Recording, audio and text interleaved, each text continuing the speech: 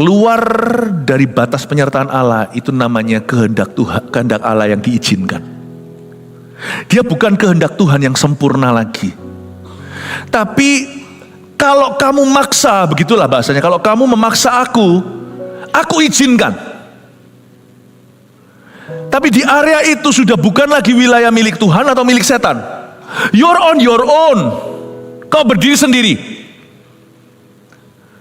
Tuhan tidak obligasi menyertai. Tuhan sudah beritahu ini batas penyertaanku atau batas perkenananku. Kata dosa di dalam bahasa Yunani kunonya bukan melanggar firman. Kata dosa itu meleset dari target Tuhan.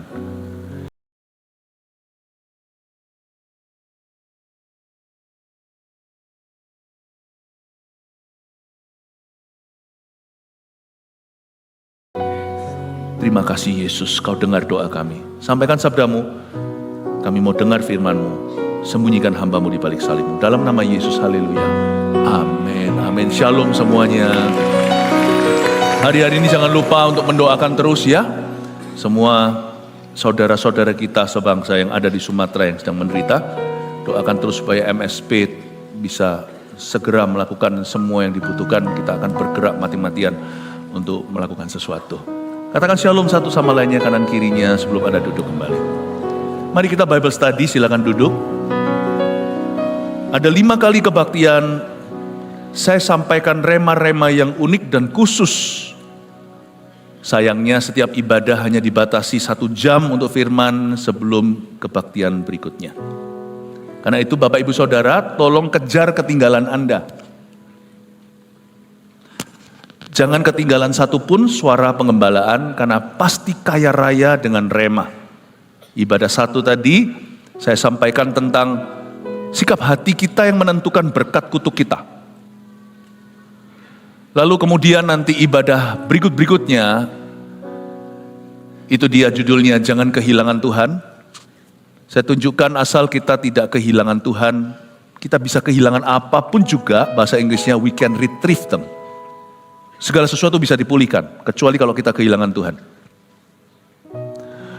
Mematahkan kutuk seorang imam yang buruk, lalu seorang yang tidak rohani dan seorang nabi sejati, masing-masing tersebut tidak mungkin iseng judulnya begitu. Jangan cari clickbait hari-hari ini.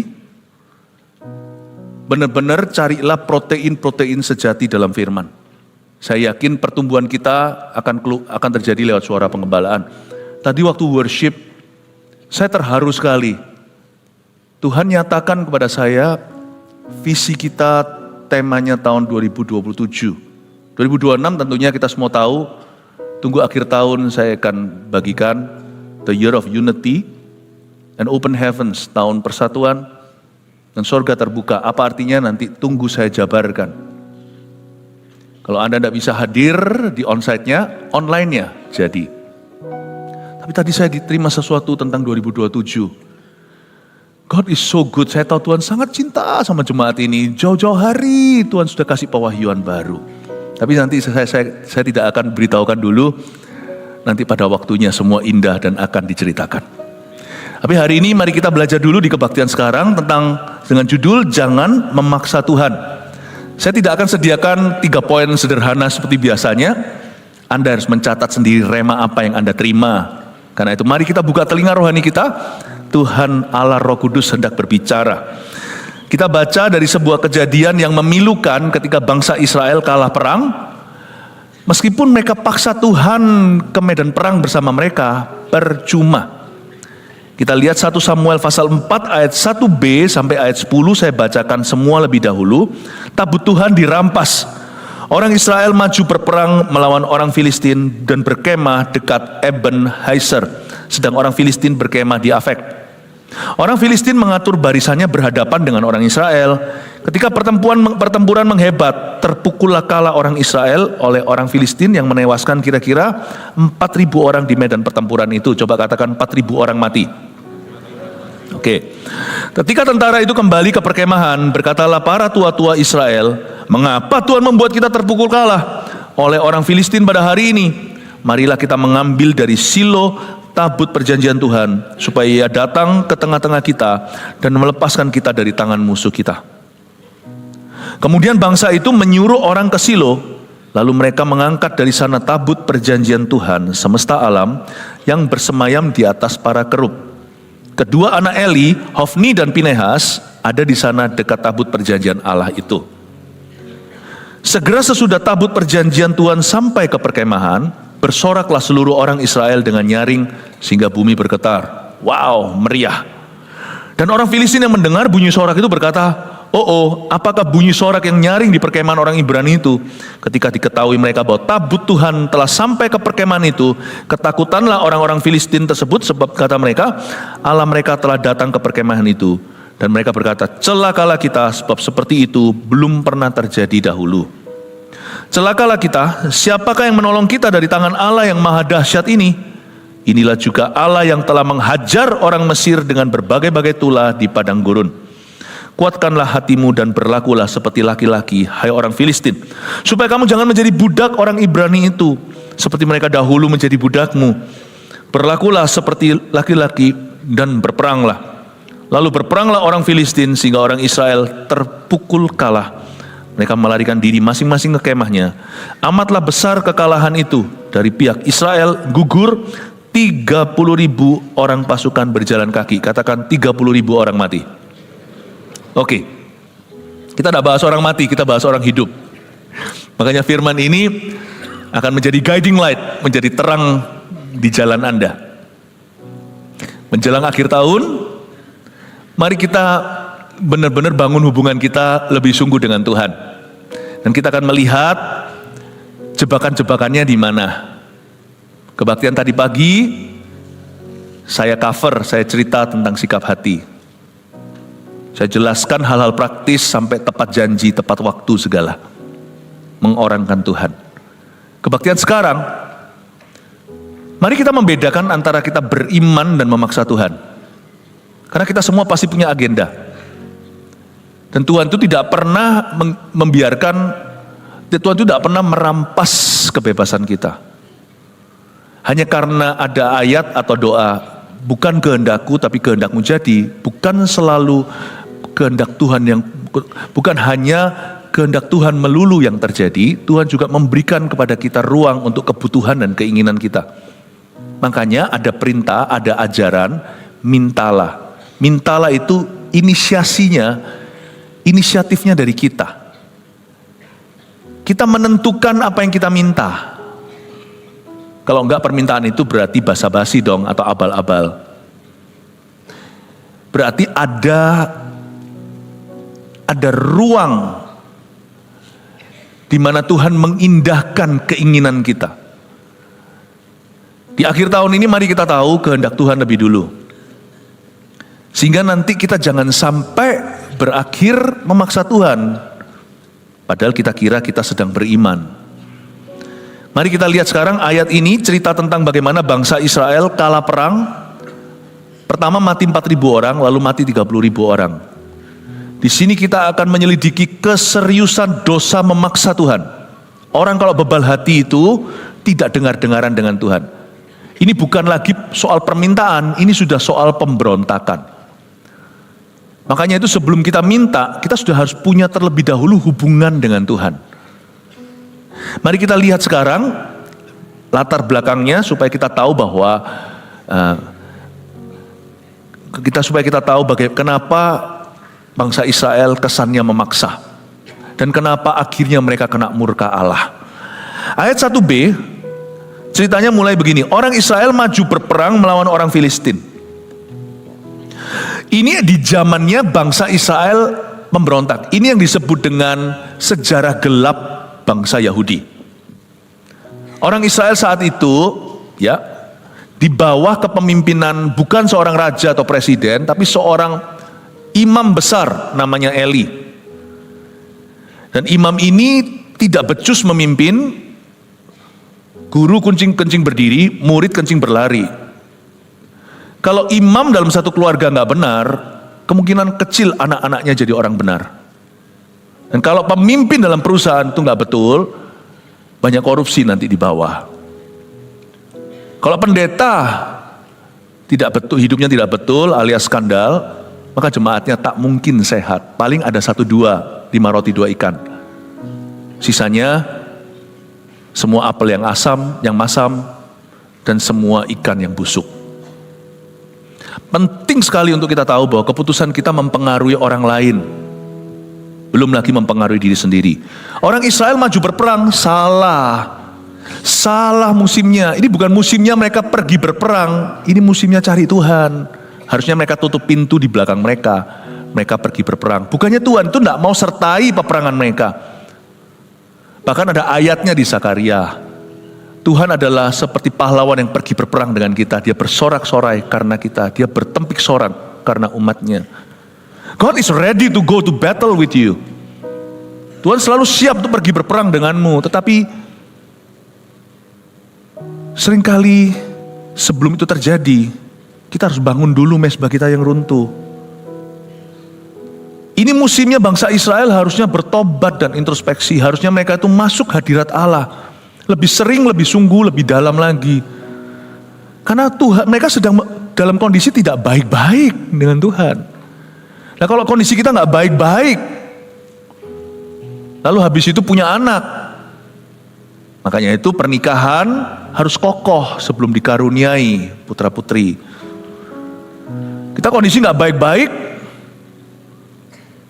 kita mau memulai sesuatu yang baru. Mana bisa Tuhan sertai?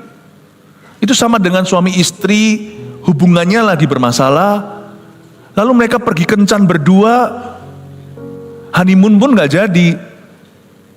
Makan malam romantis juga nanti akan diam-diaman. Those things are alright, semua itu oke. Kalau kita baik-baik saja, orang Israel tidak sedang baik-baik dengan Tuhan. Ini adalah pesan yang sangat tepat untuk saya dengungkan. Di akhir tahun ini sebelum pergantian tahun kita memulai sesuatu yang baru. Atau kita continue melanjutkan apa yang sudah kita kerjakan. Ada baiknya akhir tahun ini ada situasi sabat hati. Di mana kita benar-benar datang ke hadirat Allah dan berkata, Lord, selidiki aku.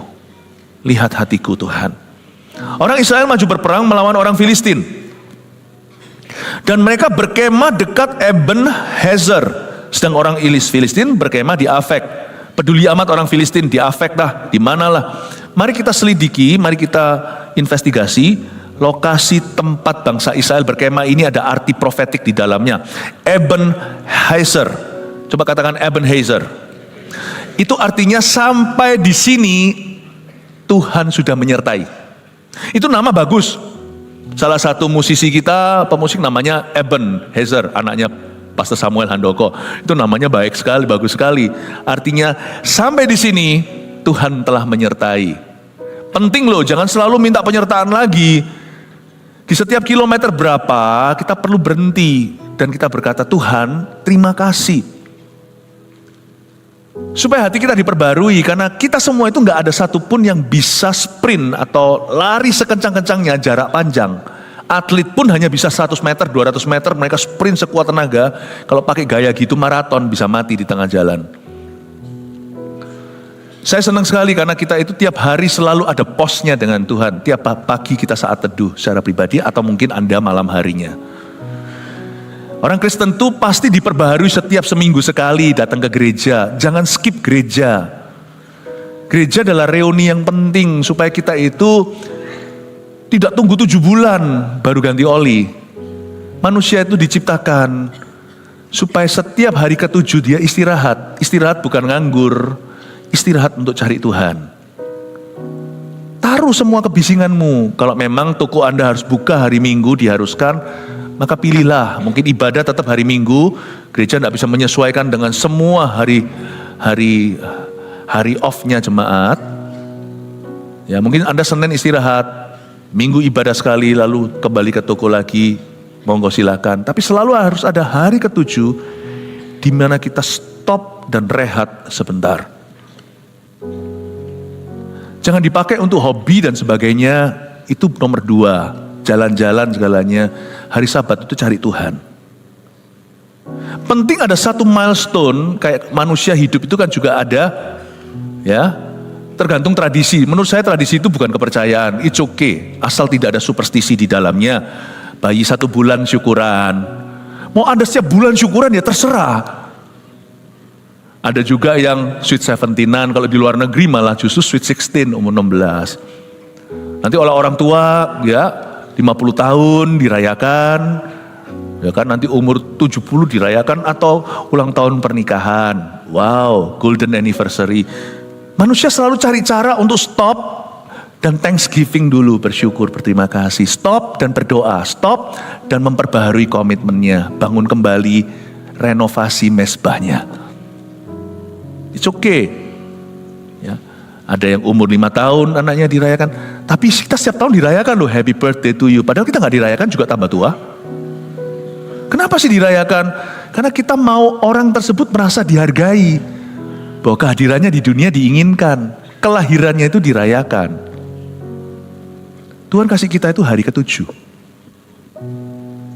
Kan kita tidak tinggal di Pakistan. Pakistan itu liburnya hari Jumat. Minggu masuk. Kita di Indonesia, hari Minggu adalah hari merah. Ya sudah, kita jadikan itu ibadah full pagi sampai malam, gak ada alasan orang gak datang ke gereja. Aku baru pulang dari luar kota, kebaktian malam. Aku mau keluar kota, kebaktian pagi dulu.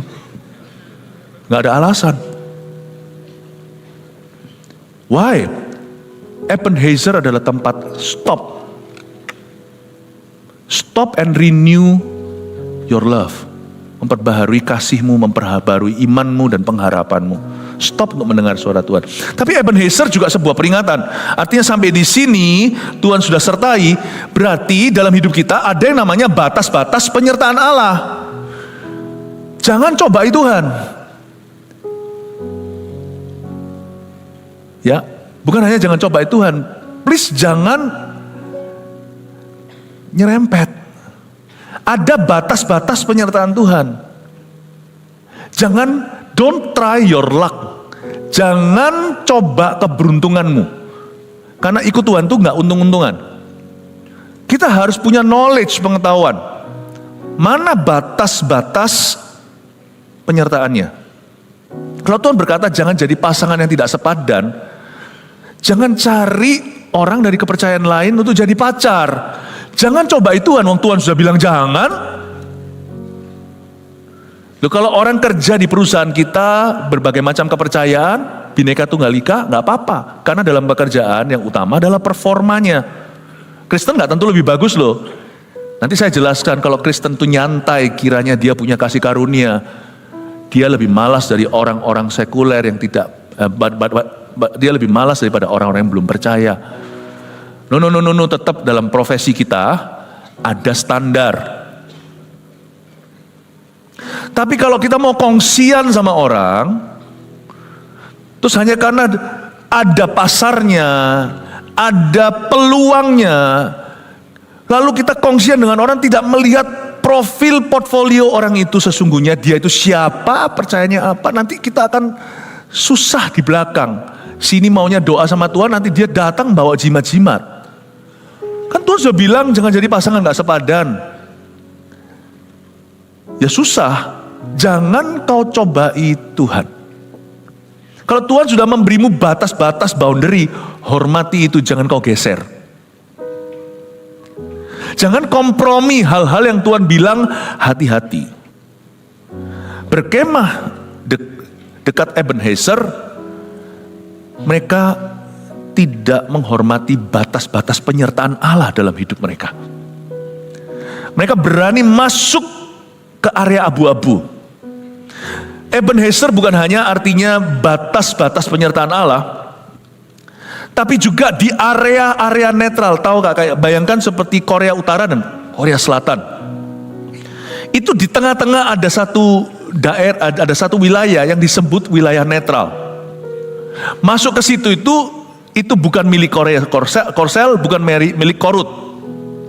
Tapi di situ sudah rawan sekali, apapun bisa terjadi. Di batas itu, jangan kau masuk ke sana. Terlalu bahaya.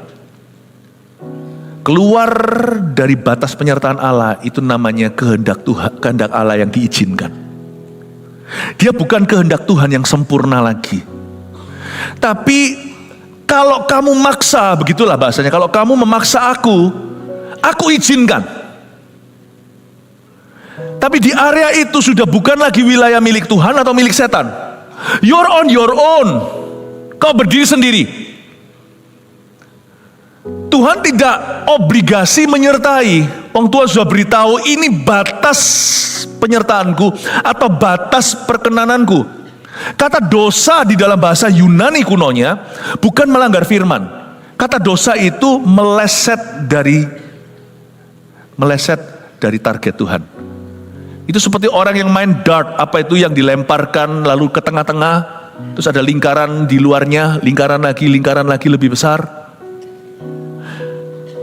Dosa itu bukan melanggar firman, itu otomatis pasti terjadi, tapi dosa itu meleset dari tengah, lingkaran tengah itu. Tidak ada orang berdosa itu langsung semalam. Biasanya dia mulai erosi rohani dan perlahan-lahan dia mulai bergeser dari tengah. Dan Tuhan memperingatkan, Ebenezer itu bukan hanya janji tapi peringatan. Bukan hanya batas-batas perkenanan Tuhan, Ebenezer juga berarti keluar dari batas penyertaan Tuhan itu, kau sudah keluar dari janji dan perjanjian dengan Tuhan. You're on your own. Wilayah itu bukan milik Tuhan, dan wilayah itu bukan milik setan. Tapi biasanya, setan akan mencuri, membunuh, membinasakan. Dia pasti akan culik Anda. Di wilayah itu semua orang yang masuk ke sana cepat lambat diculik sama rencana setan. Ingatlah, kalau Tuhan berkata jangan dilanjutkan. Ebenezer ini suatu peringatan buat saya, buat kita semuanya, untuk kita tahu apa yang Tuhan bilang boleh, apa yang Tuhan bilang jangan, dan jangan kita mencobai yang maha kuasa. Kehendak Tuhan itu ada kehendak Tuhan yang sempurna, kejarlah itu. Jangan sampai kita berakhir pada kehendak Tuhan yang diizinkan. Sebentar lagi pasti meleset dan keluar dari kehendak Tuhan. Dan kita akan masuk di dalam jebakan setan. Ayat 2, orang Filistin mengatur barisannya berhadapan dengan orang Israel. Mereka berhadapan, ketika pertempuran menghebat, terpukullah kalah orang Israel oleh orang Filistin, yang menewaskan kira-kira 4.000 orang di medan pertempuran itu. 4.000 orang mati. Ini adalah dampaknya, konsekuensinya dosa kelalaian. Coba katakan dosa kelalaian. You see, Tuhan itu begitu holy, begitu suci. Tidak bisa ada orang berkata, kilaf Tuhan. Gak bisa. Kita punya tanggung jawab adalah menemukan kehendak Tuhan. Kita semua harus tahu kehendak Allah atas hidup kita, meskipun kita tidak tahu yang spesifik itu. Siapa yang akan menikah dengan aku, pasangan hidupku siapa, apa yang di depan nanti. Kita nggak tahu segala sesuatu secara detail, tapi kita sudah harus memilih jalan kita. Kita mau jalan benar atau jalan salah, jalan jujur atau menipu. Kita mau jalan kasih meskipun itu susah atau jalan benci. Ya, kita harus menentukan jalan. Tuhan yang menentukan langkah, kita yang harus memikirkan jalan kita. Nah, dosa kelalaian itu, karena orang Israel bukan bayi lahir kemarin, mereka punya Taurat di tangan. Kalau Anda punya Alkitab di tanganmu, Anda bertanggung jawab bukan untuk menghafalkan seluruhnya. Anda tidak bertanggung jawab bahkan untuk membacanya dalam semalam, Kejadian sampai Wahyu nanti asal-asalan. Tapi Anda dan saya bertanggung jawab secara pribadi untuk mencari kehendak Allah di dalam halaman-halaman Alkitab ini yang ada di tangan kita. Dan Tuhan mengirim guru-guru untuk membantumu, apalagi gembala-gembala yang memberimu makan. Tapi kita harus ada kemauan untuk mencari kehendak Tuhan, sekalipun kita semua masih belajar untuk mendengar suaranya. Namun disinilah yang disebut dengan usaha iman. Dosa kekilafan itu berakibat mahal. Konsekuensi yang harus mereka tanggung adalah 4.000 ayah dan suami di Israel meninggal dunia. Berapa ribu anak-anak menjadi yatim piatu, berapa ribu wanita menjadi janda. You see, some calamities Beberapa malapetaka yang terjadi atas hidup kita itu benar-benar human error. Tapi celakanya kita kira Tuhan mengutuki kita. Itulah sebabnya semangat doang itu nggak baik. Makanya ada ayatnya berbunyi seperti ini. Semangat tanpa pengetahuan, zeal without knowledge is wrong. Semangat saja, tapi tidak dibekali dan tidak disertai dengan pengetahuan yang benar, menjadikan orang Kristen masuk ke dalam berbagai macam malapetaka dan mulut buaya, padahal Tuhan tidak menghendaki itu terjadi. Tidak semua penderitaan kita itu karena kita memikul salib. Memikul salib itu pasti ada bagiannya sendiri dalam kehidupan orang beriman. Wong kita doa aja di depan teman-teman kita kalau kita masih sekolah ya. Anak-anak kita menghadapi yang kayak gitu. Bisa-bisa dihina sama temannya, ditertawakan. Memikul salib itu sudah gak bisa dihindari kalau kita mau hidup benar, kalau kita mau hidup beriman pada Tuhan. Tapi gak semua ternyata penderitaan itu karena salib. Itulah sebabnya orang-orang Kristen harus tahu firman. Tidak tentu kita harus pergi ke sekolah Alkitab. Percayalah, saya dari sekolah teologi, saya tahu tidak semua siswa teologi takut akan Tuhan. Makanya ada pepatah, seminary could be a cemetery. Kalau kita tidak punya motivasi yang pas, dan kita tidak punya lingkungan pelayanan yang sehat, pergi ke sekolah teologi pun bisa seperti kuburan rohani. Nggak tentu. Tapi dari sini saya melihat dan mengenaskan, hari itu bangsa Israel mati 4.000 orang gara-gara ceroboh. Tidak boleh ceroboh. Tuhan tidak menuntut kita 100% sempurna, profesional segala, enggak, kita mesti belajar. Gereja bukan tempat untuk orang sempurna yang profesional. Gereja adalah tempat membangkitkan orang dari jemaat. Tapi hari itu no excuse, tidak ada alasan. 4.000 orang mati tidak bisa, tak terampuni, sungguhan, not forgivable apa yang terjadi hari itu. 4.000 orang ini telah menyerahkan nyawanya secara konyol dan sia-sia. Tahukah waktu kita lalai mengikut Tuhan, banyak orang menderita karena kita. Dan kita pun, hidup kita pun jadi sia-sia. Ayat 3, ketika tentara itu kembali ke perkemahan, berkatalah para tua-tua Israel. Coba dengarkan tua-tua ini ngomong apa. Mengapa Tuhan membuat kita terpukul kalah oleh orang Filistin pada hari ini? Stop sebentar di ayat 3a. Mengapa Tuhan membuat kita terpukul kalah? Why you're blaming God for your carelessness? Kenapa mereka menyalahkan Tuhan atas kelalaian mereka sendiri? Ini yang terjadi di dalam diri banyak orang Kristen yang kurang kenal jalan Tuhan. Mereka seringkali menyalahkan Tuhan atas sesuatu kebodohan, atas kebodohan mereka sendiri. Kita kadang-kadang gak ngerti. Kita kira Tuhan menentang kita. Kita kira loh Tuhan kok begini ya, aku lalu habis itu kambing hitamnya ini. Dia gak bisa lihat domba sesat, yaitu dirinya. Dia cari kambing hitam di luarnya untuk dikorbankan. Dan seringkali dikorbankan misalnya orang lain. Orang itu gara-gara orang itu aku begini. Bahkan orang jahat. Loh iya ngerti, orang jahat itu utusan setan. Tapi setan gak bisa menjamamu kalau Anda tidak buka celah. The fact that rumah kita kemalingan misalnya, tapi kalau itu karena kecerobohan kita gak kunci, kayak kita pergi berlibur, lalu ternganga di situ. Kita tidak kunci baik-baik. Lalu kita taruh barang-barang di rumah, barang-barang harga, lalu kerampokan. Betul malingnya harus ditangkap. Tapi menurut saya keluarga itu juga harus lebih waspada. Maling ditangkap, masih ada maling lagi yang akan datang. Gampang, buka aja pintunya malam hari. Udah, zaman ini zaman orang lapar. Jadi jangan tangkap malingnya saja. Coba introspeksi, kenapa kemalingan terus? Mengapa Tuhan membuat kita terpukul kalah? Seringkali yang dikambing hitamkan tiada lain, tiada bukan adalah domba, anak domba Allah. Lalu kata, kenapa ya Tuhan? Aku melayanimu. Kau izinkan ini terjadi. Sometimes itu gak objektif. Betul ada kasus-kasus Ayub. Benar-benar dia itu bersih tangannya. Benar-benar bukan salah dia. Kita juga gak bisa menjawab semua pertanyaan mengapa. Mengapa orang baik menderita, mengapa orang jahat bisa happy ya. Ada memang kasus-kasus di mana seperti Ayub. Jangan adili Tuhan dulu, jangan buat konklusi hari ini. Tuhan belum finish with you, dan Tuhan belum selesai dengan dunia ini.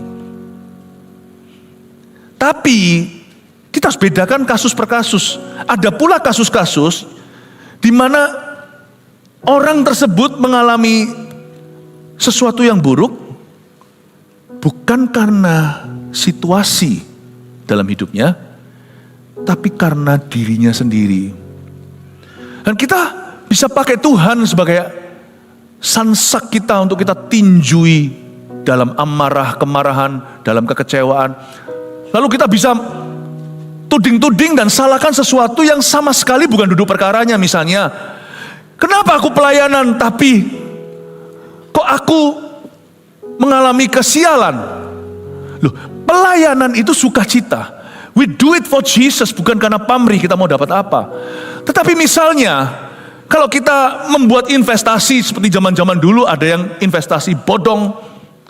Kita nggak ngomong sama istri, kita cuma tergiur dengan nanti returnnya, apa yang dijanjikan kembali. Wah, kita masukkan semua hasil usaha kita, jerih payah kita masuk ke dalamnya. Lalu habis itu raib semua. Kita berkata, kenapa saya pelayanan ini terjadi? Pelayanan itu satu hal, kau lakukan untuk Tuhan, mengembalikan bersyukur kita ini bisa melayani Kristus. Tapi itu tidak membuatmu membuat keputusan bodoh ini, tidak bisa menggantikan pelayananmu. Berkat Tuhan di situ tidak bisa menggantikan, tidak bisa menutupi kesalahan yang kita buat di dunia ini. Karena kita membuat keputusan gegabah. Istri pun tidak tahu. Karena Tuhan ajari bahwa suami istri mesti sepakat dalam segala sesuatu, apalagi tahun depan, tahun persatuan. Mesti sepakat dong, jangan sepakat dalam kejahatan. Makanya bertumbuh sama-sama di rumah Tuhan, supaya nuraninya nyala. Supaya jadi Priskila dan Aquila, bukan seperti Ananias dan Safira sama-sama nipu Tuhan soal properti itu. Lalu kita buat keputusan. Nah, disinilah kita kurang introspeksi. Harusnya kita syukuri. Kalau ada satu anggota tubuhmu lagi sakit, jangan anggap semuanya sakit. Kalau saya sakit kepala hari ini, jempol kaki saya masih fine saja, nggak percaya. Kalau tanya how are you, dia jawab I'm fine, thank you. Ministry is good kalau kita sudah melakukan yang baik, tapi di area ini kita perlu belajar untuk lebih mawas diri dan lebih hati-hati. Hanya karena ginjalnya bermasalah bukan berarti paru-parunya bermasalah. Serahkan area hidupmu yang abu-abu itu. Serahkan area hidupmu yang belum dimuridkan sama Kristus itu. Di area itu selalu kita kemalingan soalnya. Kita selalu kecolongan. Di area ini, God never has told you, Tuhan tidak pernah menyuruhmu untuk melakukan sesuatu yang ilegal. Ketika kita dalam masalah, kita tidak bisa berkata, why? Kenapa Tuhan mengizinkan ini terjadi? Tuhan gak suruh Anda melakukan perkara-perkara yang ilegal itu. Tuhan gak suruh. Makanya itu kasihan jadi Tuhan. Makanya kita jangan jadi Tuhan deh atas hidup kita. Tuhan itu paling gampang disalahkan karena Tuhan gak kelihatan. Dan karena dia maha kuasa, mentang-mentang dia punya segala kuasa, kita seringkali ngambek sama dia. Berkata, kenapa kau gak cuil sebagian kuasa itu untuk bantu aku? Mengapa Tuhan membuat kita terpukul kalah? Salah, harusnya mereka introspeksi, bukan menuduh Tuhan. Marilah kita mengambil dari Silo, saya tunjukkan ya. Tabut perjanjian Tuhan. Mereka berkata, ayo kita ambil yuk. Zaman dulu bukan di Yerusalem, belum ada bait suci gimana, ya. Tapi tabut perjanjian disimpan di sebuah tempat. Ia mengambil dari Silo tabut perjanjian Tuhan supaya ia datang ke tengah-tengah kita dan melepaskan kita dari tangan musuh kita. Kalau ada pelajari, mari kita ambil dari Silo tabut perjanjian Tuhan. Oh, no. Don't ever do that. Kenapa? Tabut perjanjian itu dulu adalah sebuah perabotan yang paling holy. Zaman itu kan Roh Kudus belum dicurahkan ke semua manusia. Yang boleh masuk ke ruang maha kudus di mana tabut perjanjian itu ditaruh di sana hanyalah imam besar yang dipilih Tuhan. Dan itu pun hanya setahun sekali. Dan yang boleh pegang tabut itu bukan langsung pegang, tapi semua itu nanti akan ada caranya. Itu ada toolnya sendiri untuk masukkan sticknya, tongkatnya, dimasukkan ke lubang, ke cincin-cincin itu yang untuk mengangkat tabut itu. Yang angkat itu pun tidak langsung jamaah. Yang boleh angkat tabut itu hanyalah orang Lewi. Nggak Lewi nggak boleh, harus strict keturunan bapak Lewi anak Yakub. Dan itu pun yang diorden, yang ditabiskan ya di Israel dan dituangi minyak dan diminyaki, diurapi. Berarti hanya orang-orang tertentu. Nggak boleh masuk satu. Dua, nggak boleh goyang perabotan itu. Dan mereka berkata, ayo kita rame-rame ambil yuk perabotan tersebut, tabut perjanjian Tuhan, supaya ia datang ke tengah-tengah kita. Masuklah tukang-tukang hari itu ke ruang maha suci. Lalu diambil, diangkat, digotong seperti orang gotong sofa. Gini ya, pertanyaan mereka langsung terjawab. Mengapa Tuhan membuat mereka kalah? Karena mereka tidak pernah respect Tuhan. Kejawab langsung. Mereka demonstrasikan jawabannya. You see, ada satu hal yang saya pelajari di ayat 3 adalah Tuhan tidak pernah digerakkan oleh ketidaktaatan. Tuhan tidak pernah merasa tergerak karena ketidaktaatan kita. Dan waktu Tuhan lihat bangsa Israel udah berontak, malah tambah berontak, bebal seperti keledai, gak ngerti-ngerti cara Tuhan. Dan mereka menganggap enteng Tuhan. Tuhan dianggap tidak lebih daripada sekedar sebuah jimat. Ayo kita ambil dari Silo perjanjian Tuhan, tabut perjanjian itu, supaya ia datang ke tengah-tengah kita. Ayo culik Tuhan. Kalau kita nggak hati-hati, hati kalau nggak tahu takut akan Allah, dosa bertutur di lubuk hati orang fasik. Fasik itu nggak tentu bukan kafir. Fasik itu bisa juga orang Kristen. Kalau zaman dulu fasik itu bisa jadi orang Israel. Karena di luar itu Gentiles, bahasa Inggrisnya itu artinya kafir. Yaitu yang tidak bersunat. Fasik itu bersunat. Dia tahu firman, tahu kebenaran, namun dia tidak melakukannya. Pakai caraku dewe, pakai cara gua. Itu orang fasik. Kalau nggak hati-hati, pendeta pun bisa masuk dalam jebakan ini. Karena orang fasik dengan mudah bisa menculik Tuhan. Caranya gimana? Karena Tuhan nggak kelihatan. Culik hamba Tuhan. Hamba Tuhan kalau restui aku, Tuhan pasti restui. Nggak tentu. Tabut perjanjian aja bukan garansi kok. Kasihan hamba-hamba Tuhan yang terjebak. Karena mereka mungkin kurang peka, kurang discerning, kurang membeda-bedakan. Jadi akhirnya bisa diculik oleh orang-orang fasik. Tabut perjanjian itu sudah dirampas sama mereka. Nyok, ini sekarang sama kita. So pastilah Tuhan akan menyertai peperangan kita. Nggak tentu bro, nggak tentu saudaraku. Hamba Tuhan bisa terculik, Tuhan nggak bisa. Hadirat Allah itu begitu sakral. Makanya saya selalu ajarkan pada hamba-hamba Tuhan di GMS.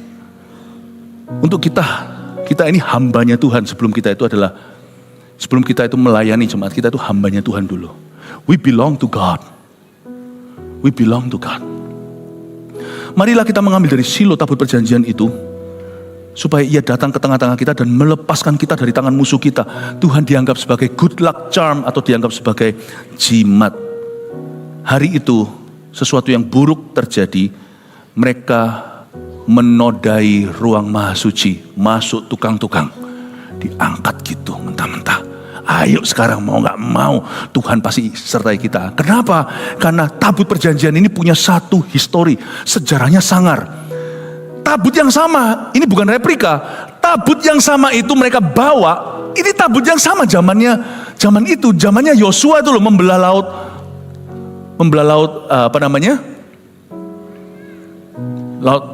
membelah sungai Yordan dan Laut Merah, Musa. Ini tabut yang sama, pasti memban. Nggak bisa kita paksa Tuhan. Tuhan itu tidak pernah meresponi ketika manusia taruh pisau di lehernya berkata, you follow me. Dia berkata, try again, coba lagi. Tuhan nggak bisa digituin. Ya, itulah sebabnya kita harus mengerti Tuhan itu holy. Hari itu mereka ambil secara paksa. Kemudian bangsa itu menyuruh orang ke Silo. ayat 4. Lalu mereka mengangkat dari sana tabut perjanjian Tuhan semesta alam. Aduh, ini kalau bahasa Malaysianya alamak. Saya baca begini aja sudah langsung ngeri. Yang bersemayam di atas para kerub. Tapi saya bersyukur sih tabut perjanjian itu sudah punah. Kalau hari ini di perjanjian baru masih ada, waduh itu pasti dijadikan penyembahan berhala. Tapi saya tunjukkan lewat ayat ini, tabut perjanjian itu gak ada gunanya. Kalau Tuhan tidak menyertai. Mau pakai tabut perjanjian itu, mau punya histori sejarah seperti apa, percuma. Jangan taruh imanmu pada sesuatu yang kelihatan. Karena Allahmu itu terpisah dari ciptaannya. Dia bersatu dengan ciptaannya karena kasih. Tapi dia terpisah artinya, aku bukan semua itu. Kalau Tuhan memakai tangan seseorang hari ini untuk menyembuhkanmu, bukan berarti tangan itu adalah berhalamu. Tuhan bisa pakai apapun juga, tapi sembahlah Tuhan Allah yang hidup. Jangan taruh imanmu pada apa-apa yang sifatnya jasmani. Tuhan bisa pakai kita, tapi jangan kita bangga setelah kita dipakainya. Kalau Tuhan bisa pakai kita hari ini, semua kasih karunia, rendah hatilah supaya dipakai Tuhan lagi esok hari. You see, God's glory, Tuhan punya kemuliaan tidak di-share sama manusia. Kemuliaan Allah tidak di-share sama patung, tidak di-share sama tangan hamba Tuhan, tidak di-share sama apapun juga. Bahkan tidak di-share sama gereja. Gereja ini kalau Tuhan tidak hadir di sini, kalau kita tidak memberitakan firman dan kebenaran lagi, kalau kita tidak bertobat sungguh-sungguh dari dosa kita, ini pun akan menjadi monumen, bukan menjadi kegerakan lagi. You see, God is with somebody. Tuhan bersama dengan orang itu, karena orang itu karib, karena dia takut akan Allah, karena dia bergaul dengan Tuhan. Dari sini kita pelajari sesuatu yang sangat luar biasa. Even tabut perjanjian tidak bisa memaksa Tuhan. Tapi saya bersyukur prabot itu hilang. Kalau perabotan tidak hilang hari ini pasti akan dicari. Jadi nggak usah lah lihat yang gitu-gitu. Yang misalnya kalau di media hari ini, wah tabut perjanjian kemungkinan ada di Ethiopia. Kemungkinan mana? So what? Sekalipun kalau ditemukan di Ethiopia atau di mana lah, di tanah perjanjian di mana, saya juga nggak akan kesana cari. Wong Yesus sudah ada di dalam diriku. Yesus bukan mebel. Katakan kanan kirinya, Yesus bukan mebel. Yesus bahkan bukan altar. Makanya itu jangan taruh altar apa-apa di rumahmu. Altar satu-satunya yang bisa kau punya terserah, setiap orang kan beda. Mungkin meja, kursimu yang simple aja dengan Alkitab di sana dan Roh Kudus di dalammu. Udah itu altarmu. Alkitab pun jangan kau berhalakan, ditaruh di situ kaca lalu habis disembayangi, jangan lakukan. Karena Alkitab hanya buku, firman di dalamnya tertulis itu yang kekal. Setan tidak takut dengan salib yang ada di tanganmu termasuk Dracula. Setan takut pada salib yang ada di hidupmu. Firman yang kau lakukan itu yang membuat setan bergetar ketika kita berkata dalam nama Yesus keluar. Setan tahu bahwa orang ini melakukan firman, itu yang dia takuti. Don't place your faith on anything physical. Jangan letakkan imanmu pada apapun yang sifatnya jasmani. Apalagi money, uang. Ini penting sekali untuk kita mengerti. Mereka mengangkat dari sana tabut perjanjian Tuhan semesta alam, tak kasih bocoran. Kalah mereka perangnya.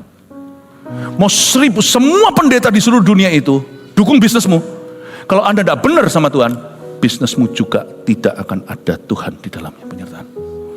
Mau semua pendeta buka dengan doa, percuma. Malah justru pendeta yang bagus tidak akan mau mendoakan kerjaan seseorang kalau dia tahu yang perlu beres dulu adalah hidupnya. Tidak akan mau. Justru kita menjadi hamba Tuhan benar harus tahu hatinya Tuhan dulu sebelum kita melayani hati manusia. Coba lihat di sini ayat 4b, kedua anak Eli, Hofni dan Pinehas ada di sana dekat tabut perjanjian Tuhan. Aduh, ini dua orang anak pendeta Eli, namanya Hofni dan Pinehas. Punya anak jangan kasih nama itu. Selain aneh, tapi punya konotasi yang buruk. Mereka ada di sana dekat tabut perjanjian Allah itu. Mereka yang dipakai untuk pergi berperang oleh orang-orang fasik ini dan memimpin di depan. Dan mereka yang angkat tabut perjanjian, mereka memang orang Lewi. Tapi mereka hidupnya nggak benar. Kalau kita lihat biografi mereka itu punya skandal dengan wanita dalam pelayanan. Mereka tidur dengan perempuan-perempuan di bait Allah. Gila enggak? Orang dunia aja bisa respect tempat-tempat agama. Tapi Hofni, Pinehas, anak-anak Eli dengan leluasa melakukan kejahatannya. dan juga mengambil dari persembahan dan sebagainya. Wah, ngeri sekali. Kedua anak Eli, Hofni dan Pinehas ada di sana dekat tabut perjanjian Allah. Israel kasihan. Coba katakan Israel kasihan. Karena dipimpin, nggak usah diikuti lagi ya.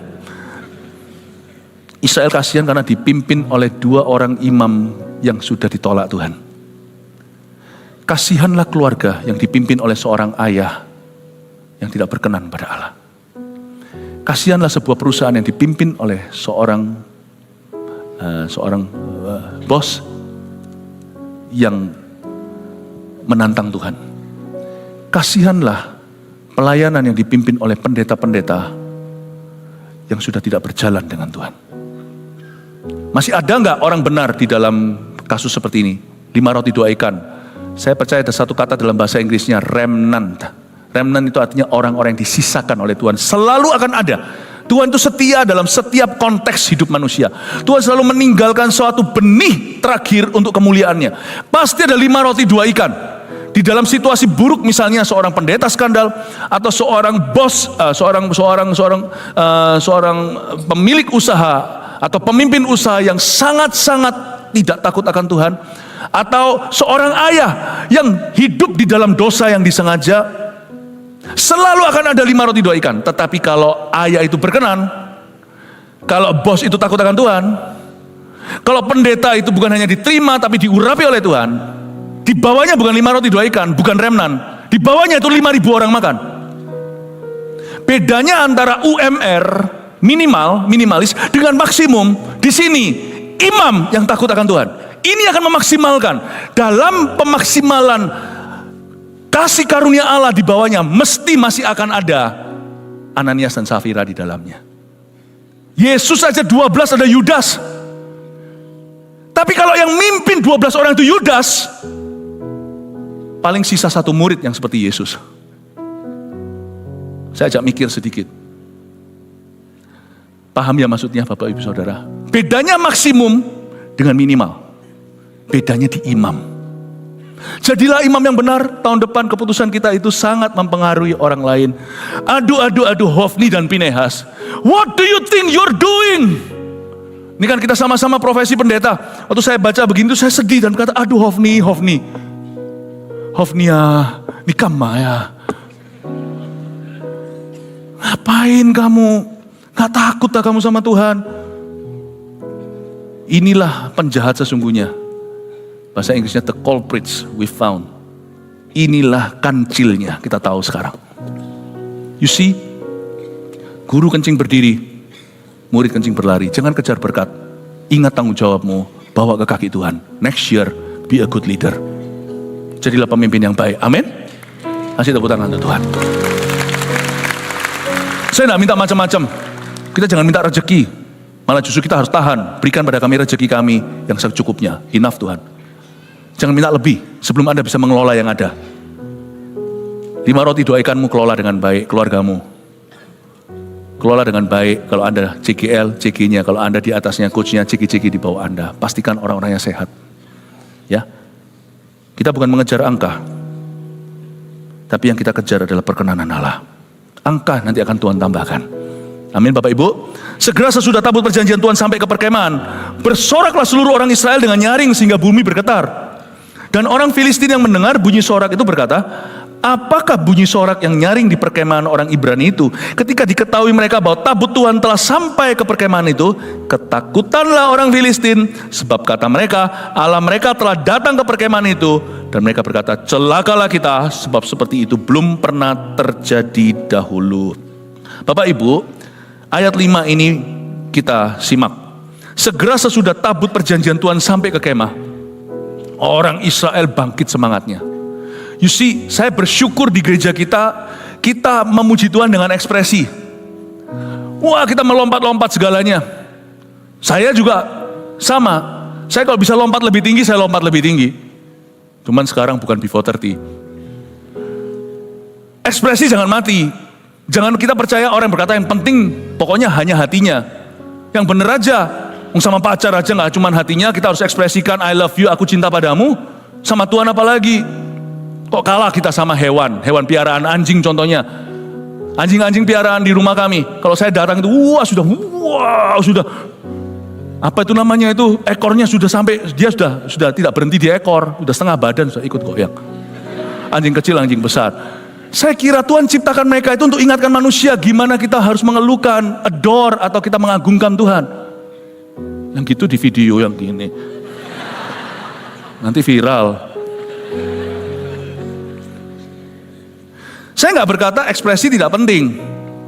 Tapi ekspresi yang tidak dibekali dengan pertobatan sesungguhnya, itu nanti ujungnya tidak ada kuasa. Anda lihat di sini ayat 5, kedengaran seperti sebuah ibadah dalam gereja. Coba lihat ya, segera sesudah tabut perjanjian Tuhan sampai ke kemah, bersoraklah seluruh Israel dengan nyaring sehingga bumi bergetar. Ini yang disebut revival without repentance.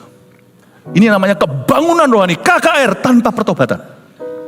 Wow, itu sampai orang itu sampai bergetar, tapi getarnya bukan karena suara Allah didengungkan, tapi karena suara mereka yang keras. Apa itu namanya? Kalau sampai lampu pecah, atau sampai goyang tempatnya, karena mereka semua melompat bersama. Di sini yang saya sebut a church service, a church time without real true changes of heart. Ini yang disebut gereja yang nampak luarnya melakukan ibadahnya tapi memungkiri kekuatannya. Kekuatan ibadah kita itu perubahan hidup, Bapak Ibu. Church is not a show. Church is not a show. Karena itu kita harus mengerti kenapa kita bergereja. Kita bergereja, garis bawahi. Anda ingat, ini jadi DNA kita bergereja. Ini bukan visi gereja kita, tapi ini jadi DNA. Kita bergereja, listen, supaya hidup kita berubah. Takaran sesungguhnya bukan suara kita sekeras apa, tangan kita setinggi apa, tapi perubahan hidup kita. Itu yang Tuhan cari di dalam ibadah kita. Itu yang Tuhan cari. Hari itu mereka bukannya mencari perkenanan Allah, mereka bertobat. Mereka barusan aja menjara tabut perjanjian perabotan yang paling mulia. Mereka pegang tangan itu dengan tangan tukang-tukang, dibawa langsung begitu aja mentah-mentah, tanpa semua manual yang Tuhan sudah tunjukkan. Gak pernah respect dengan Tuhan dan mereka gak sungkan. Lalu mereka kira kali ini Tuhan pasti akan nurut. Kenapa? Karena Tuhan sudah kami culik bersama dengan kami. Kita lihat sekarang ayat 8. Celakalah kita. Kelihatannya kayak ada penyertaan. Siapakah yang menolong kita dari tangan Allah yang maha dahsyat ini? Orang Filistin ketakutan. Inilah juga Allah yang telah menghajar orang Mesir dengan berbagai-bagai tulah di padang gurun. Tuhan itu punya reputasi. Dan waktu mereka melihat dari jauh, intel mereka menemukan info ini. Tabut perjanjian sampai di kemah, makanya tadi tanah bergetar karena sorak-sorai mereka. Gemetarlah orang Filistin karena mereka takut sama Tuhan. Just because Satan fears God doesn't mean he fears you. Hanya karena setan takut sama Tuhan, bukan berarti setan takut sama kita. Kita ini tidak ada satupun yang sakti, percayalah, saya juga enggak. Kita hanya berkuasa ketika kita sepakat dengan yang maha kuasa. Dan sepakat itu bukan lewat mulut kita, tapi lewat kehidupan kita. Disitulah ada kuasa sejati dan sesungguhnya. Hari itu mereka takut, tapi bangsa Israel jadi pede. Bukan persekutuan doa, jadi percaya diri. Waktu kita lihat mujizat pertama, jangan kau bahagia.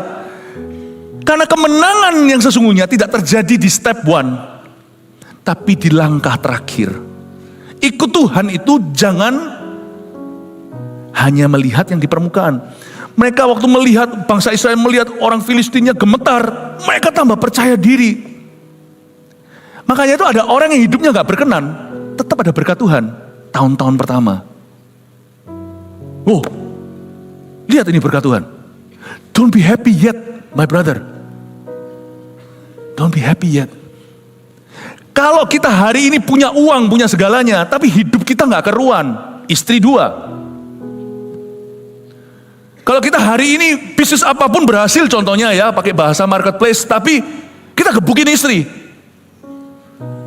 Kalau kita hari ini seolah-olah semua pekerjaan bisnis kita berkembang, bahkan bisnis-bisnis yang baru, tapi kita tidak takut akan Tuhan. Hidup kita melanggar firman. Ya, kita masih kecanduan barang-barang terlarang, atau pornografi, atau kecanduan sesuatu hal-hal yang lain. Oh lihat ini, pelayananku berkembang, luar biasa. Padahal diam-diam di belakang, saya masih ngerokok, saya cerutuan, saya vaping. Buktinya lihat ini. Look at the result. You see, early results don't speak of God's favor. Hasil awal tidak membuktikan perkenanan. Makanya itu perkenanan Tuhan tidak ada hubungannya dengan buktinya aku kaya. Nggak ada hubungannya dengan berkat materi dulu. Berkat materi itu Tuhan beri. Hujan itu tidak hanya turun ke atas kepala orang fasik, orang benar pun semua hujan itu akan turun ke kepala mereka. Semua basah. God gives His blessing. Bahkan kalau kita lihat di safari maksud saya itu safari di Afrika, bukan yang di kerangkeng. Semua hewan Tuhan tidak pilih kasih, semua dikasih berkat, kasih daging, semua dikasih makanannya. Tapi Tuhan punya berkat itu dari kemurahannya. Persekutuan dengan Tuhan itu hanya kepada orang yang Dia kenal. Jangan kejar berkat. Sebab berkat itu memang ada. Tapi pemberi berkat itu loh, jadikan temanmu itu segala sesuatu. Saya tidak pernah iri dengan berkat orang lain, orang punya ini, orang enggak tentu. Enggak tentu Tuhan berkenan sama dia. Kalau Anda dan saya mau nilai pohon itu dari buahnya. Buahnya itu bukan hasil bisnisnya. Buah roh itu kasih, sukacita, damai sejahtera, kebaikan, kejujuran, semua kelemah lembutan, takut akan Tuhan. Itu. Jadi orang Kristen itu harus mulai dari dalam. Pada waktu mereka melihat hasil awal, mereka berbesar hati, hatinya berbunga-bunga. Padahal barusan mereka menjarah hadirat Allah. Aduh ampun Ofni, ampun Pinehas. Kau jarah hadirat Tuhan. Orang Filistin ketakutan. Dan mereka, ya kan. Mereka GR dulu. Kuatkan hatimu dan berlakulah seperti laki-laki, kata orang Filistin. Tapi ternyata rasa takut mereka berubah menjadi kemenangan orang-orang Filistin. Kuatkan hatimu, mereka berkata satu sama lain, berlakulah seperti laki-laki, hai orang Filistin, supaya kamu jangan jadi budak orang Ibrani itu, seperti mereka dahulu menjadi budakmu. Berlakulah seperti laki-laki dan berperanglah. Orang-orang yang tidak punya Allah, mereka hanya bisa mengandalkan satu sama lain. Mereka tidak punya Tuhan, mereka hanya bisa mengandalkan kekuatan mereka dan kehebatan mereka. Mereka berkata, guys, jangan takut. Gak tahu siapa di antara orang Filistin itu, bukan dihinggapi Roh Kudus, tapi sekedar hanyalah sebuah rasa percaya diri. Mereka berkata, ayo berlakulah seperti laki-laki. Kita akan kalahkan mereka. Peduli amat mereka kalau punya Tuhan. Kita akan lawan. Dan kalau kayak gitu ya, di ayat 9, kalau saya jadi Tuhan, saya sudah bertahan. Karena kenapa? Kalau bangsa Israel kalah, namaku keseret. Nama saya keseret. Benar-benar Tuhan di posisi yang sulit nih. Kenapa? Saya diculik, saya harus tunjukkan sama mereka yang menculik saya. Saya tidak bicara dengan teroris. Saya tidak dialog, saya tidak negosiasi. Tapi sebaliknya, kalau sampai ku biarkan umatku sendiri kalah, yang malu siapa? Saya yang malu. Dilema. Tapi di sini kita tahu kemuliaan Allah. Dia tidak peduli namanya dicoreng orang. Mereka kalah. Tuhan tidak sertai mereka. Di dunia ini sekarang orang yang menghina orang Kristen banyak. Gereja, pendeta banyak. You see, you must understand one thing. God stands alone. Kalau ada seorang hamba Tuhan berdosa, anak Tuhan berdosa, Tuhan akan lindungi dia. Perlindungan Tuhan bukan bagi orang berdosa, tapi bagi orang berdosa yang bertobat. Apalagi orang yang takut akan Tuhan. Tuhan akan izinkan itu terekspos. Meskipun dalam mengekspos itu, tangan Tuhan yang membukanya. Seperti Ananias Safira. Tuhan akhirnya akan dicerca oleh orang-orang yang tidak kenal Tuhan. Kekristenan akan jadi busuk segalanya. You see, yang ini Tuhan hakimi. Yang membusukkan Tuhan akan hakimi juga. Semua akan ketemu sama Tuhan di akhirat. That's your God. You never own Him. You can never own Him. Kita tidak bisa memiliki Dia. Kita hanya bisa mengabdi sama Dia. Saya ngomong begini dengan tujuan supaya nanti waktu Anda masuk tahun baru, kita itu tahu posisi, supaya kita jalan dalam perkenanan Tuhan. Dan kita tidak mengulangi kesalahan orang Israel. Dan ternyata ketika bangsa Filistin mulai berkata, nggak apa-apa, mereka punya Tuhan, kita lawan. Seperti Viking itu, gitu ya. Itu kan monyet. Ya kayak gitulah, kayak gorila mereka, Tuhan itu pasti sakit hati. Aduh, itu seperti mengizinkan anaknya sendiri dihukum oleh musuh keluarga mereka. Kalau anak kita salah, jangan bela. Sekalipun dia dihukum oleh orang-orang yang akan mentertawakan kita, jangan dibela. Biarin. Dan Tuhan hari itu membiarkan namanya diinjak-injak. Lalu berperanglah orang Filistin sehingga orang Israel terpukul kalah. Mereka melarikan diri masing-masing ke kemahnya. Amatlah besar kekalahan itu dari pihak Israel, gugur berapa?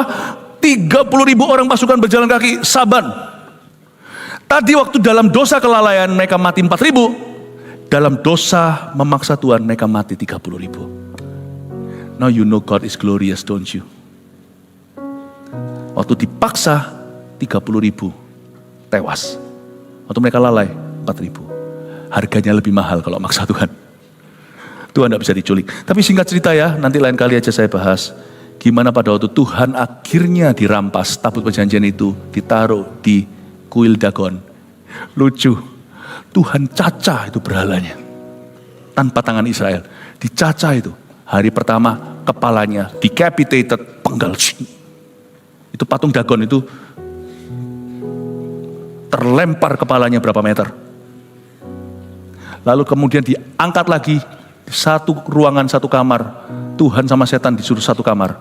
Dicacah sama Tuhan. Dagonnya tangan semuanya dipenggal. Mereka ketakutan dan mereka kena kanker tumor semua. Anda baca itu.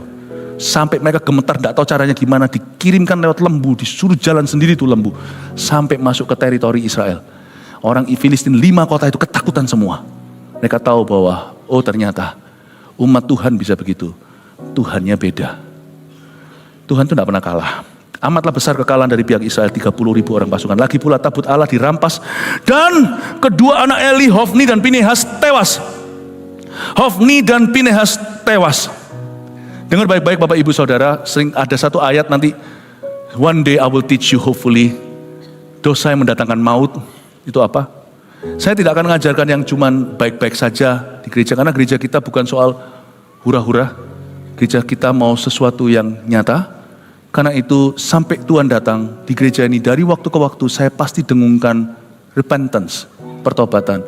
Selama gereja masih diisi dengan orang-orang berdosa, dan kita masih tinggal dalam daging Adam dan Hawa, pesan tentang pertobatan harus disampaikan. Mungkin ini tidak nyaman buat beberapa.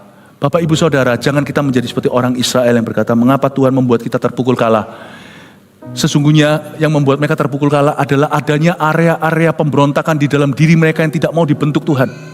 Saya berdoa di dalam nama Yesus sebelum tutup tahun ini, ada area tertentu dalam hidupmu, setiap orang beda areanya, yang kita tidak mau serahkan ke Tuhan. Ada area tertentu, sebagian orang superstisinya, masih dipegang terus. Sebagian orang ada altar penyembahan sungguhan. Sampai sekarang masih Tuhan dibuat satu kamar dengan Dagon. Ada loh di sini. Saya ngomong gini bukan dengan informasi, tapi dengan pengetahuan Allah. Saya tidak tahu siapa, lebih baik Tuhan jangan singkapkan, supaya tidak permalukan. Tetapi ada. Ada juga di area tertentu, di area seks, kehidupan seks dia masih gak benar. Ada juga di area bisnisnya, praktek-prakteknya.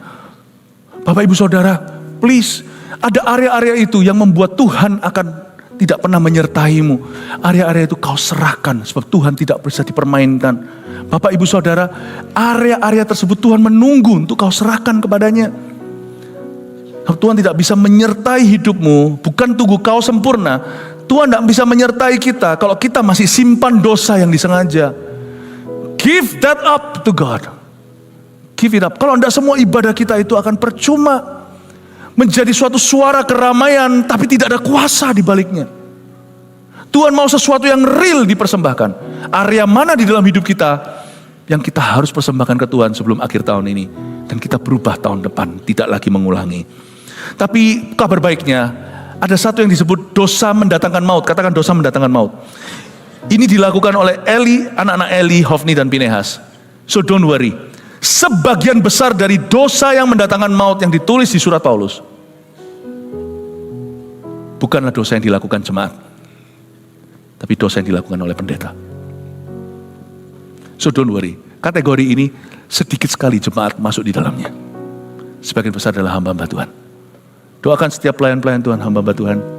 Bukan hanya dari gereja kita, juga kita doakan semuanya yang ada di luar sana. Supaya kita semua menjadi imam-imam yang baik dan takut akan Tuhan. Menjadi teladan bagi imam-imam yang lainnya. Itu jemaat, suami-suami, kepala keluarga, kepala perusahaan dan sebagainya. Amin Bapak Ibu. Saya tunjukkan terakhir, dengan ini saya selesai. Mau tahu nggak alasannya Israel kalah? Saya kasih tambahan, bukan hanya soal jangan memaksa. Mau tahu nggak 3 alasan kenapa Israel kalah? Gini ya, kita harus belajar dari orang-orang yang tidak percaya Tuhan. Mereka kalau kerja, mereka kalau banting tulang, kalau mereka berjuang, itu mereka tidak mikir Tuhan-Tuhanan. Negara-negara yang sekuler, mereka mati-matian. Coba lihat orang Jepang, etika kerjanya. Memang betul, kalau kita lihat dari kacamata sudut pandang, jikalau bukan Tuhan yang membangun rumah, sia-sialah. Seperti yang saya katakan, Jepang itu orangnya itu, etos kerjanya itu tinggi, luar biasa. Sudahlah kalau dikerjakan di Jepang, itu standarnya Pyeongchun atau standarnya itu sudah very high. Very high. Tapi kalau Tuhan tidak berkati ya, percuma kau ngelembur sampai malam-malam loh. Kita lihat akhirnya sekarang, ya secara negara, kelihatan seperti tidak ada berkat Tuhan. Kalau kita lihat secara sekuler ya, apa yang terjadi di sana, where is the money? Kalau kita mau bicara tentang rezeki, I don't think Jepang is economically sungguh-sungguh growing, sungguh-sungguh bertumbuh, sungguh-sungguh mengalami revival secara ekonomi. Enggak. Padahal kalau Anda lihat satu-satu, manpowernya wow, aduhai. Oke? Dari sisi itu kita lihat berkat Tuhan, dari kacamata kerohanian kita melihat bahwa memang sia-sia orang kalau berjuang tanpa Tuhan. Tapi dari sisi ini, coba adopsi mata sekuler sedikit. Mereka sungguh-sungguh kalau kerja. Sampai detil. Orang Filistin tahu mereka tidak punya Tuhan. Jadi mereka terpaksa harus perang mati-matian. Mereka mati-matian perang seperti orang putus asa. Guys, kita pasti kalah. Gitulah. Tapi we're not going down without blood. Kita tidak akan dikalahkan tanpa darah. Mungkin kita mati semuanya binasa. Tapi kita akan bawa beberapa bangsa Israel mati bersama dengan kita. Cukup ngeri, cukup radikal. Hati-hati, jangan kau lawan orang gila, jangan kau lawan orang putus asa. Kalau orang putus asa kau lawan, dia nggak takut kehilangan apa-apa. Dia sudah kehilangan segala sesuatu di depan. Kalau sama orang kayak gitu, jangan kau lawan. Dulu waktu saya belajar bela diri, waktu saya belum bertobat, terima Tuhan, saya diberitahu sama guru saya, sensei saya diberitahu, Philip kamu ingat, kalau setiap kali kamu menghadapi orang kuat, orang tinggi, orang besar, kamu jangan takut. Tapi kalau kamu menghadapi orang ini, kamu lari. Apa? Dia bilang, sensei, orang gila. Tidak rasa sakit. Kamu menghadapi orang yang nothing tulus. Dia tahu hari itu dia mati. He's gonna bring you with him. Percuma. Karena orang itu tidak bisa kau taklukkan, lebih baik kamu pergi aja. Orang Filistin mengerikan hari itu. Mereka tahu mereka akan mati. Mereka kira mereka mati. Tabut perjanjian. Mereka lihat tabut perjanjian, mati gua. Oke? Dan dia berkata, kalau gitu, you gonna die with me. Bekerjalah seolah-olah tidak ada Tuhan dalam hidupmu. Ini orang Kristen kelemahannya di sini. Sedangkan orang Israel mau tahu kenapa kalah? Karena mereka santai, ada tabut perjanjian. Orang Israel nyantai karena percaya Tuhan di pihak mereka. Padahal nggak gitu, karena Tuhan sudah meninggalkan mereka. Mereka rasa santai, tenang. Orang Kristen punya etos kerja jadi lemah. Kenapa? Ada kasih karunia, ada pengampunan. Ada pengampunan, tenang, ada berkat Tuhan, ada mujizat. Sehingga kita santai saja. Tuhan menerima kita apa adanya. Bahkan ada lagunya. Apa adanya, bahkan apa adanya. Ketemulah ini dua orang. Yang satu udah putus asa, I'm gonna die today. Yang satu lagi santai kipas-kipas. Dan berkata, aku menang hari ini. Jeder. Samban mati di sisi umat Tuhan. Mau tahu alasan sesungguhnya bukan karena mentalitas mereka. Alasan sesungguhnya ini, Bapak Ibu. Tuhan tidak menyertai bangsa Israel. That's the real reason behind their defeat atau kekalahan mereka. Saya berdoa pada akhirnya dari firman yang saya bagikan ini, supaya hidup Anda disertai oleh Tuhan. Amin. Haleluya, berikan tepuk tangan untuk Tuhan. Mari kita semua bangkit berdiri. Terima kasih Tuhan, terpujilah namamu. Makasih Tuhan, kami hari ini di gereja Kau mandikan dengan firman, kami pulang Kau sucikan, hidup kami semakin Kau kuduskan. Kami bisa expect sekarang penyertaan Tuhan yang luar biasa akan terjadi atas hidup jemaat. Thank you untuk jemaat yang mudah diajari. Thank you untuk jemaat yang humble, yang dengar-dengaran dengan Kristus. Jemaat yang dikasih Yesus, terimalah berkat dari Allah Bapa, kasih karunia dari Tuhan Yesus, pengurapan dan persekutuan yang intim dengan Roh Kudus menyertaimu, pekerjaanmu, dan juga pelayananmu serta rumah tanggamu. Dalam nama Yesus, amin. Love you, God bless you.